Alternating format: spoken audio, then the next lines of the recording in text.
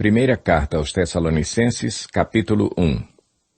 Paulo, Silvano e Timóteo, à Igreja dos Tessalonicenses, em Deus Pai e no Senhor Jesus Cristo. A vocês, graça e paz da parte de Deus e de nosso Senhor Jesus Cristo. Sempre damos graças a Deus por todos vocês, mencionando-os em nossas orações. Lembramos continuamente diante de nosso Deus e Pai o que vocês têm demonstrado, o trabalho que resulta da fé, o esforço motivado pelo amor e a perseverança proveniente da esperança em nosso Senhor Jesus Cristo. Sabemos, irmãos, amados de Deus, que Ele os escolheu porque o nosso Evangelho não chegou a vocês somente em palavra, mas também em poder, no Espírito Santo e em plena convicção. Vocês sabem como procedemos entre vocês em seu favor. De fato, vocês se tornaram nossos imitadores e do Senhor, pois, apesar de muito sofrimento, receberam a palavra com alegria que vem do Espírito Santo. Assim, tornaram-se modelo para todos os crentes que estão na Macedônia e na Acaia. Porque, partindo de vocês, propagou-se a mensagem do Senhor na Macedônia e na Acaia. Não somente isso, mas também por toda parte tornou-se conhecida a fé que vocês têm em Deus. O resultado é que não temos necessidade de dizer mais nada sobre isso, pois eles mesmos relatam de que maneira vocês nos receberam e como se voltaram para Deus, deixando os ídolos a fim de servir ao Deus vivo e verdadeiro e esperar dos céus seu Filho, a quem ressuscitou dos mortos, Jesus, que nos livra da ira que há de vir. Capítulo 2. Irmãos, vocês mesmos sabem que a visita que lhes fizemos não foi inútil. Apesar de termos sido maltratados e insultados em Filipos, como vocês sabem, com a ajuda de nosso Deus tivemos coragem de anunciar-lhes o Evangelho de Deus em meio a muita luta. Pois nossa exortação não tem origem no erro nem em motivos impuros, nem temos intenção de enganá-los, ao contrário. Como homens aprovados por Deus para nos confiar o Evangelho, não falamos para agradar pessoas, mas a Deus que prova o nosso coração. Vocês bem sabem que a nossa palavra nunca foi de bajulação nem de pretexto para ganância. Deus é testemunha. Nem buscamos reconhecimento humano, quer de vocês, quer de outros. Embora como apóstolos de Cristo pudéssemos ter sido um peso, fomos bondosos quando estávamos entre vocês, como uma mãe que cuida dos próprios filhos. Sentindo assim tanta afeição por vocês, decidimos dar-lhes não somente o Evangelho de Deus, mas também a nossa própria vida, porque vocês se tornaram muito amados por nós.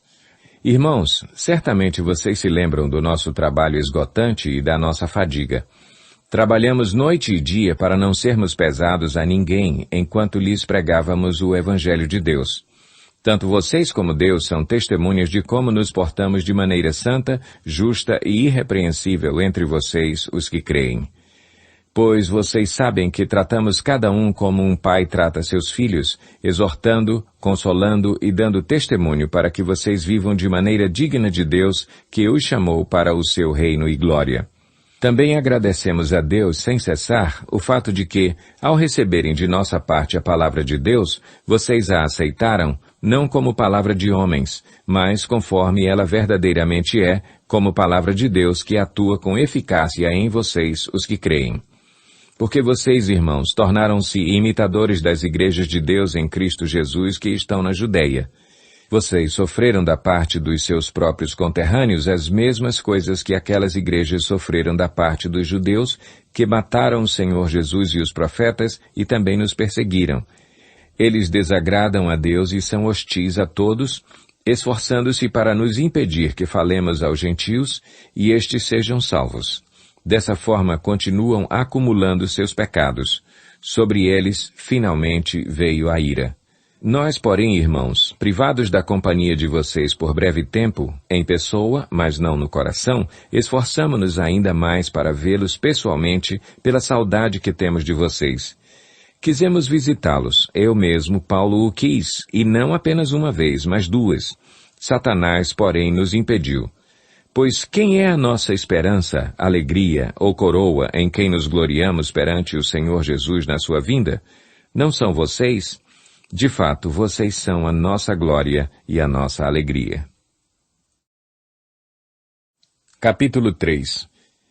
Por isso, quando não podemos mais suportar, achamos por bem permanecer sozinhos em Atenas e assim enviamos Timóteo, nosso irmão e cooperador de Deus no Evangelho de Cristo, para fortalecê-los e dar-lhes ânimo na fé, para que ninguém seja abalado por essas tribulações. Vocês sabem muito bem que fomos designados para isso. Quando estávamos com vocês, já lhes dizíamos que seríamos perseguidos, o que realmente aconteceu, como vocês sabem. Por essa razão, não suportando mais, enviei Timóteo para saber a respeito da fé que vocês têm, a fim de que o tentador não os seduzisse, tornando inútil o nosso esforço. Agora, porém, Timóteo acaba de chegar da parte de vocês, dando-nos boas notícias a respeito da fé e do amor que vocês têm. Ele nos falou que vocês sempre guardam boas recordações de nós, desejando ver-nos, assim como nós queremos vê-los. Por isso, irmãos, em toda a nossa necessidade e tribulação, ficamos animados quando soubemos da sua fé, pois agora vivemos, visto que vocês estão firmes no Senhor. Como podemos ser suficientemente gratos a Deus por vocês, por toda a alegria que temos diante dele por causa de vocês? Noite e dia insistimos em orar para que possamos vê-los pessoalmente e suprir o que falta à sua fé. Que o próprio Deus, nosso Pai e nosso Senhor Jesus preparem o nosso caminho até vocês. Que o Senhor faça crescer e transbordar o amor que vocês têm uns para com os outros e para com todos, a exemplo do nosso amor por vocês. Que Ele fortaleça o coração de vocês para serem irrepreensíveis em santidade diante de nosso Deus e Pai, na vinda de nosso Senhor Jesus com todos os seus santos. Capítulo 4. Quanto ao mais, irmãos, já os instruímos acerca de como viver a fim de agradar a Deus e, de fato, assim vocês estão procedendo.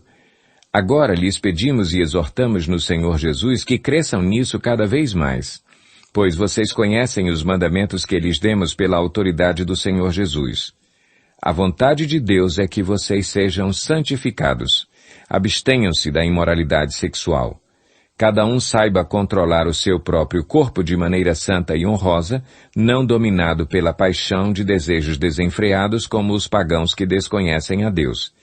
Neste assunto, ninguém prejudique seu irmão, nem dele se aproveite. O Senhor castigará todas essas práticas, como já lhes dissemos e asseguramos. Porque Deus não nos chamou para a impureza, mas para a santidade. Portanto, aquele que rejeita estas coisas não está rejeitando o homem, mas a Deus que lhes dá o seu Espírito Santo. Quanto ao amor fraternal, não precisamos escrever-lhes, pois vocês mesmos já foram ensinados por Deus a se amarem uns aos outros. E, de fato, vocês amam todos os irmãos em toda a Macedônia. Contudo, irmãos, insistimos com vocês que cada vez mais assim procedam. Esforcem-se por ter uma vida tranquila, cuidar dos seus próprios negócios e trabalhar com as próprias mãos, como nós os instruímos, a fim de que andem decentemente aos olhos dos que são de fora e não dependam de ninguém. Irmãos, não queremos que vocês sejam ignorantes quanto aos que dormem, para que não se entristeçam como os outros que não têm esperança. Se cremos que Jesus morreu e ressurgiu, cremos também que Deus trará mediante Jesus e com ele aqueles que nele dormiram. Dizemos a vocês, pela palavra do Senhor, que nós, os que estivermos vivos, os que ficarmos até a vinda do Senhor, certamente não precederemos os que dormem. Pois, dada a ordem, com a voz do arcanjo e o ressoar da trombeta de Deus, o próprio Senhor descerá dos céus e os mortos em Cristo ressuscitarão primeiro. Depois, nós, os que estivermos vivos, seremos arrebatados com eles nas nuvens para o encontro com o Senhor nos ares. E assim estaremos com o Senhor para sempre. Consolem-se uns aos outros com essas palavras. Capítulo 5. Irmãos, quanto aos tempos e épocas, não precisamos escrever-lhes, pois vocês mesmos sabem perfeitamente que o dia do Senhor virá como ladrão à noite. Quando disserem paz e segurança, a destruição virá sobre eles de repente como as dores de parto à mulher grávida, e de modo nenhum escaparão. Mas vocês, irmãos, não estão nas trevas para que esse dia os surpreenda como ladrão. Vocês todos são filhos da luz, filhos do dia. Não somos da noite nem das trevas. Portanto, não durmamos como os demais, mas estejamos atentos e sejamos sóbrios. Pois os que dormem, dormem de noite, e os que se embriagam, embriagam-se de noite.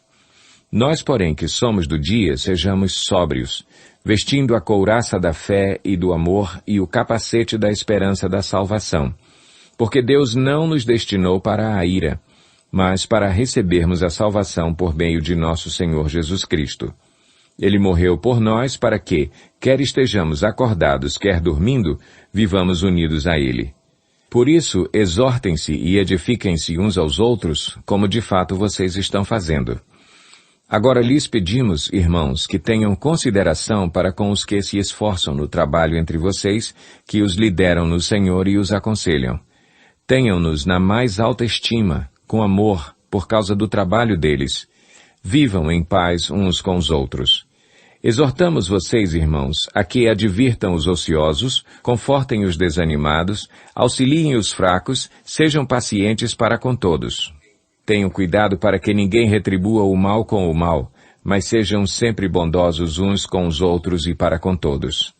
Alegrem-se sempre. Orem continuamente.